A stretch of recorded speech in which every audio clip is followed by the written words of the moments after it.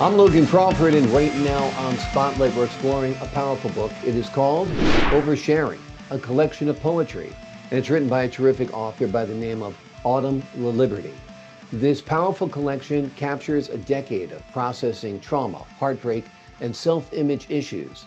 Join us right now as we dive into the raw and evocative poems that resonate deeply with teenagers and young adults. We're delighted to have this very talented poet join us here today on Spotlight. We thank the team at Atticus Publishing for helping us put her in the spotlight today. And we ask viewers like you to support authors like her by subscribing to our channel and by purchasing her amazing book. The links are below this interview. Autym, thank you so much for joining us here today on Spotlight. Thank you for having me. Our pleasure. Tell us what inspired you to compile the poems that are in this collection, Oversharing. Well, I actually started writing songs back in middle school, but I don't really have the musical talent to bring that to life. So I started writing poems as a way to kind of turn the bad things that I was going through into something beautiful and a way to kind of cope with it. And when my 1 year old son got sick, I just completely stopped writing. And when he finally got better, that's when I was like, okay, I'm going to finally put all of this together and try to do what I've always wanted to do and get it published. Yeah. Hence the title, Oversharing. I guess you feel like a lot of it's very personal, so in many ways it's hard to share, right? I titled it Oversharing because after I became an adult, I kind of stopped holding everything in and trying to deal with it myself, and I tend to overshare. So I named it that because it is very much a personal and traumatic story that I feel like if you're reading, it definitely can come off as somebody oversharing. Yeah. Well, I think it's an important conversation to have, so I think it's good sometimes to overshare. That's for sure. Tell us what happened with your son. So when I was 23, he just turned a year old, and a week after his first birthday, he was diagnosed with stage 4 neuroblastoma cancer. That Unbelievable. was definitely the worst year of my life. But thankfully, he is 3.5 now. He beat it about a year and 5 months ago. He did it in 11 months, and they had projected 18 months. So he actually beat it in almost half the time that they had thought. Amazing. Amazing the resilience of children, a miracle that he's still alive, a miracle of modern medicine. Thank God, for sure. Yeah. Um, so this must have been obviously the worst time in your life and the most inconceivably worst time in your life. I mean, you're a kid yourself at Yeah. 23, to have a child who's so sick. Uh, that must have been a nightmare, not to use a Yeah, cliche, but yeah. definitely. I There's nothing about that in this book. I actually was not able to even Yeah. begin to try to write about it until maybe a month ago. But it's definitely it's something that like close family knows about, but not a whole lot of people really know about. So Right, yeah. right. Well, we're pleased and happy and grateful that he's doing well, thank goodness. What are some of the topics you do touch upon in your book? The very first poems are back from when I was actually 16. I have always kind of struggled with depression. I have struggled with an eating disorder, and just, going through abusive relationships. And I didn't grow up with a mother. It was just my dad, me, and my two brothers. So being the only girl in a house and not having a mother figure to look up to, and then becoming a mother myself, just trying to deal with that. There's a lot of poems about just my feelings of being a mother, my feelings of being a daughter without a mother. Um, Yeah. there's some stuff about just, the feelings of helplessness, being depressed, and just trying to learn how to be an adult when you have no idea what you're doing. Yeah, it's tough without a mom as a role model. As much as your dad might have tried, he's a different gender and guys and girls are different. And a lot of the issues, however, that you've gone through, self-image issues, depression, they're par for the course for a lot of young people today. So that makes this an important book, don't you think? Yeah, that was why I wanted to put these ones out, just because, if it can help one person feel like, hey, I'm not the only one that feels this way. And, a lot of people can't find the words to express how they feel. And so they look to songs. Yeah. And a lot of these actually started out as being songs, but again, I don't have that musical talent. So I turn them into poems. But I feel like being able to have words written out that you can relate to makes it easier to kind of like deal with the things that you're feeling. Absolutely. And know somebody else has gone through it too, and that they have survived because sometimes it feels hopeless and you feel helpless, and that's a bad place to be. So to know somebody else and other people go through this stuff too is reassuring to folks.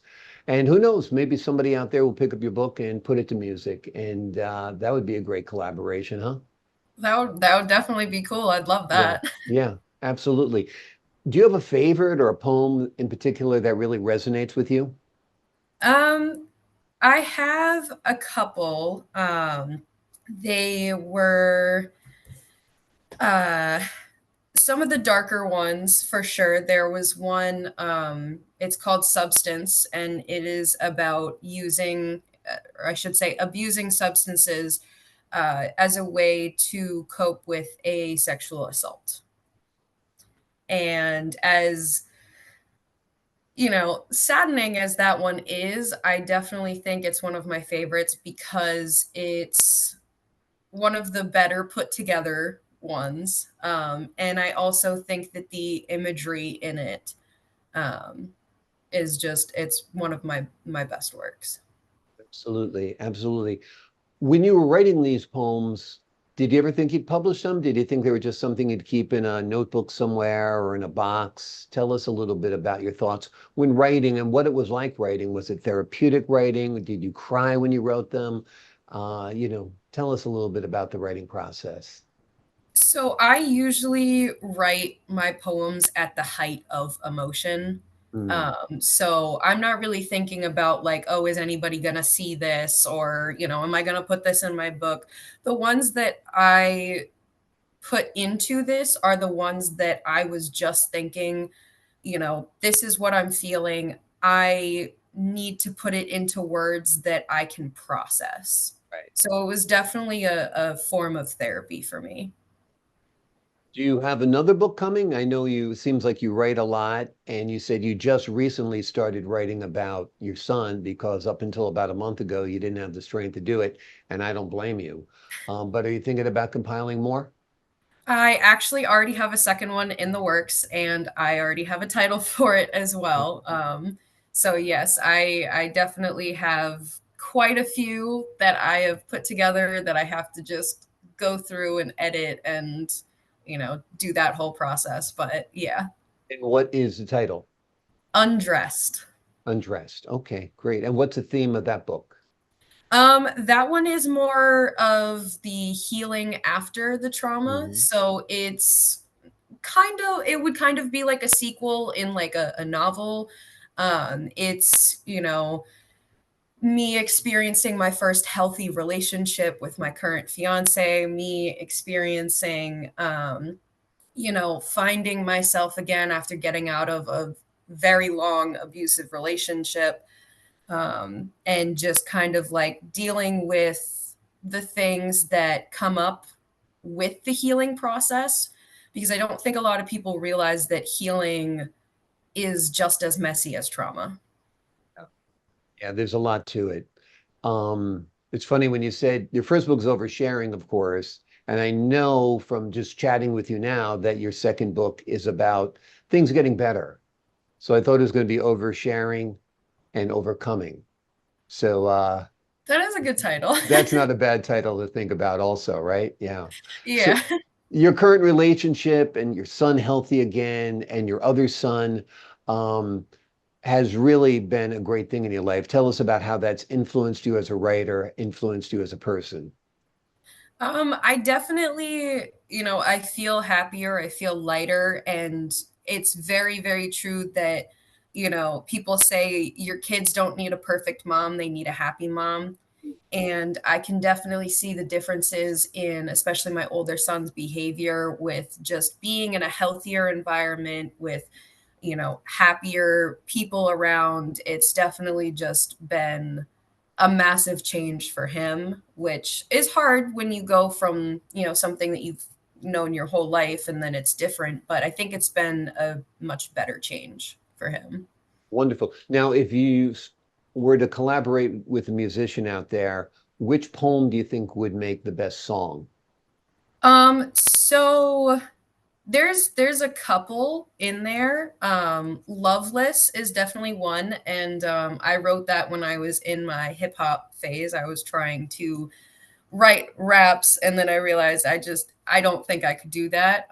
But I think that there's a couple in here, some of the longer ones for sure. Um, not I can't find it in here, but there's a couple spoken word. Pieces was also originally a song. Um, I would love to work with Halsey. That would be my dream. That'd be great. That'd be great. Is there a poem you'd like to read for us?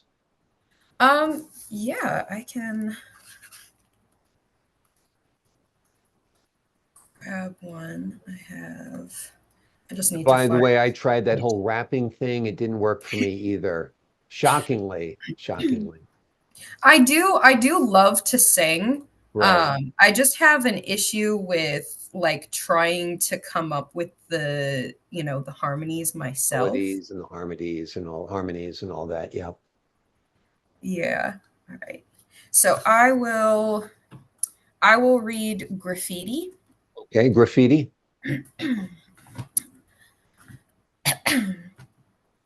I've written about it so many times I'm getting redundant. But how else am I supposed to explain this emptiness when it's always on my mind? A colorful graffiti mural that someone crudely sprayed their made up gang name across. A beautiful song that someone decided to scream through at the concert so loud you can't recognize the words anymore.